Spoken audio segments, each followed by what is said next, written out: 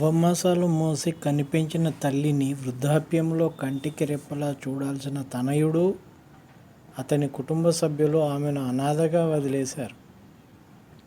ఇంటికి తీసుకెళ్లడానికి నిరాకరించి రోడ్డు పక్కన పడేశారు. ఈ హృదయ విదారక ఘటన కరీంనగర్ జిల్లా శంకరపట్నం మండలం తాడికల్ గ్రామంలో చోటు చేసుకుంది. స్థానికుల కథనం ప్రకారం గ్రామానికి చెందిన బొల్లం లచ్చమ్మకు ఇద్దరు కుమార్తెలు.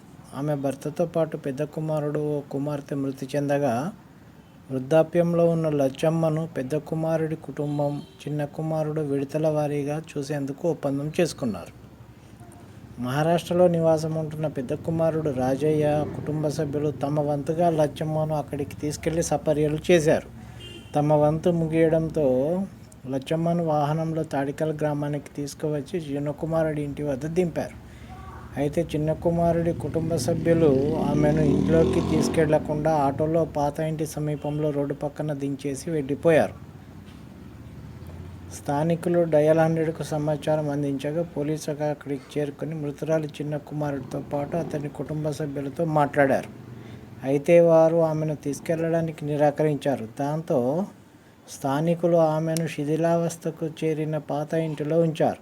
80 ఏళ్ల వృద్ధురాలికి ఈ పరిస్థితి రావడం బాధాకరమని, అధికారులు తగిన చర్యలు చేపట్టాలని గ్రామస్తులు కోరారు.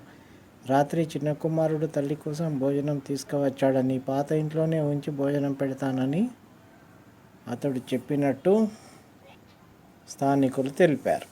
ఇది సంగతి. ఇట్లయిపోయింది ప్రపంచం.